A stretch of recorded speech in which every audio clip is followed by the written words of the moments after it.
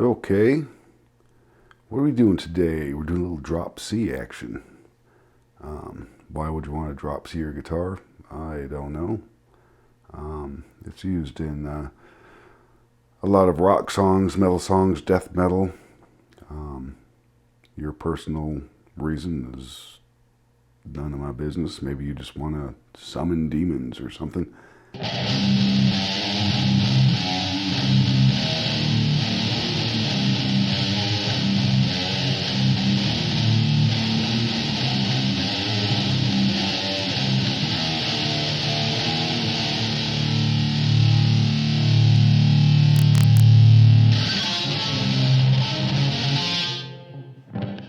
So anyway, things you're going to need to follow along with this video, and obviously if you're here, you want to drop C your guitar, are a little feeler gauge action, a Allen key that fits your guitar or whatever attachment you have on your truss rod, capo, and a screwdriver set, and you should be good to go with that. Oh, by the way, you need a little tuner as well. So either the clip-on or something like this cord over here, either or works fine. So we will get on with this show here in a minute. First we got to kind of go over what if you don't know. If you do, leave me in comments, please. Tell me that you already know that and that I should just shut up. What a truss rod does and what it's for. And so we'll talk about that for a minute, and then we will get on with the show. Okay, what we have here is a nice cross section of a guitar neck in various stages of adjustment. This black line in here in this drawing is the truss rod, and so this right here, let's just call this your guitar before you drop C it. And so the way a truss rod works is that it counteracts the tension of the strings. So you put tension on the strings, you bring it up to pitch, and it wants to bow the neck up this way. So what you want to do when you're adjusting your tuning to drop C, because what's going to happen is you're going to release tension on the strings, and the truss rod is going to react and want to do a hump. Not necessarily a hump, but it might straighten out your neck to the point of where you're starting to get some fret buzz.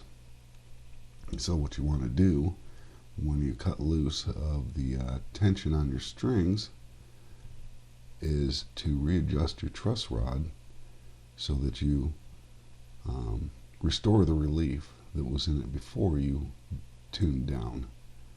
So that's basically all there is to it. It's just a battle between the truss rod and the strings. Loosen the strings, truss rod wins and wants to bow the neck this way. This isn't the case in every guitar, but if you find that you have fret buzz, adjusting the truss rod is probably the least intrusive method of restoring that relief and getting rid of that fret buzz. So sometimes because the strings are so loose on a drop C tuning, you may even want to go a little bit more than what you had before as far as the relief goes. So that's about it. Pretty simple. And so when detuning, you can end up with fret buzz due to that losing your relief, the neck straightening out. So and the reason for the capo is to put it on the first fret here, and I like to get it as close to the edge right here as possible. I don't want to push this down any. I definitely don't want it back here, because what you're doing is you're jetting the strings up when you push down there. So you want it to right on the very edge so that you still get a tone, but you do not press it down too far on this side or on the other side. So you don't want it in the fingering area, you want it on the fret. So, and then you will turn to the roughly 16th or 17th fret. It depends. You have to look at your guitar, and we'll look at this one right now.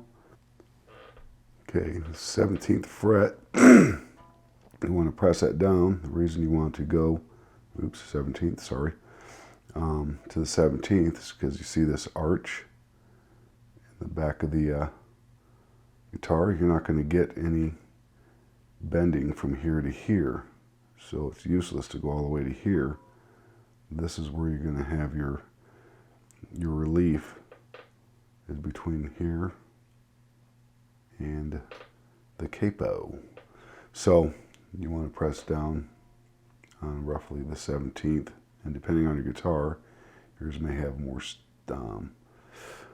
gradual in there, or depending on the manufacturer, or it could be even more steep in this area. So check your guitar and go to the best fret that is beyond or at the tail end of that curvature right there. So you want to press that down, and then what we want to do is go to the 7th fret-ish area and use the feeler gauge. So I'm now pushing down on the 17th fret, not hard, just pressing it, holding the bottom of the neck with my thumb, and this one I have set at roughly 305 or 0.12 on the feeler gauge, and so I want to check this. It's right about there.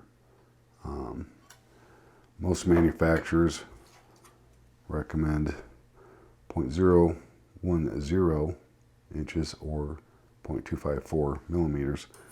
So, but when I'm done detuning, I want to restore that 305 or maybe even greater, depending on the fret buzz that is occurring. So with that, I will detune and take the cap off my headstock so I can get to the truss rod adjustment, and we will do this. Okay, I have detuned. I have dropped C to this guitar. I do have fret buzz. I don't know if you can hear it or not. Want to eliminate that. But first, let's go over what the tuning in drop C is all about. Just so you know, there's a ton of videos out there that will go through the process with you, but in case you don't have time, the low E is tuned to C. The A string is tuned to G. The D string is also tuned to C. The B string, the G string is tuned to F. The B down here is tuned to A, and the E is tuned to D. So you may double check me on that if you'd like, but that's where it's at. So with that, as you can see, I'm in a nice serene place where I can do this. So and I recommend you do the same. Just don't get your guitar wet. Make sure you have a nice stump next to you to put your stuff on. So first, what we're going to do is we're going to throw the capo on, as described earlier, so I can reset my my relief in the neck here. Got my Allen key, and what I'm going to be doing is loosening the truss rod to allow the strings to pull some relief into it. I'm going to have to move the guitar around.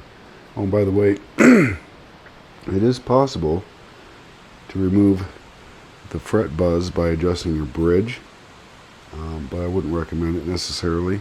I think the truss rod is the least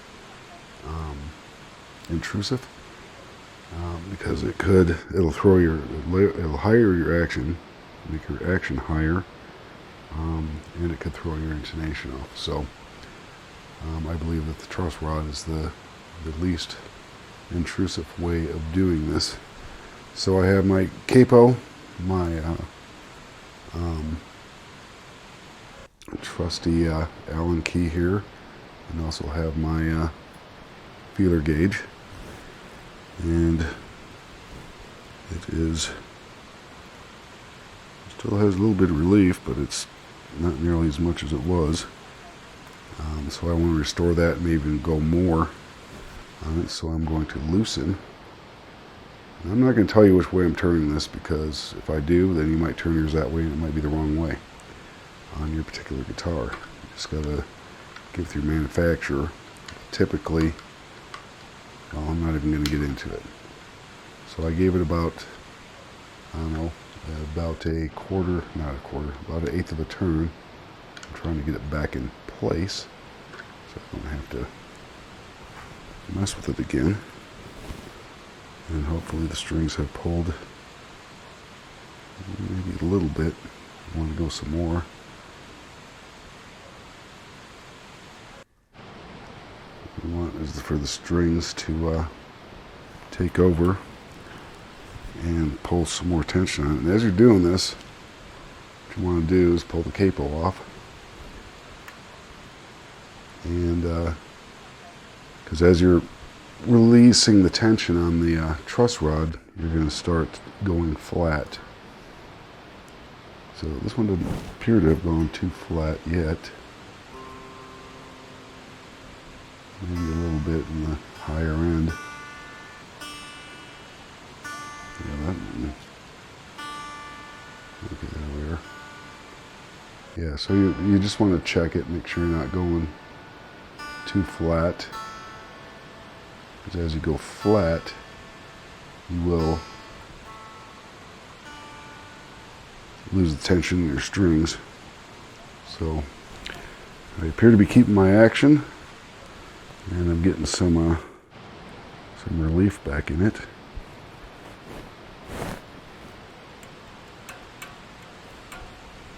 Okay, let's check the feeler gauge again. You just go through this process. Yeah, it's getting much better.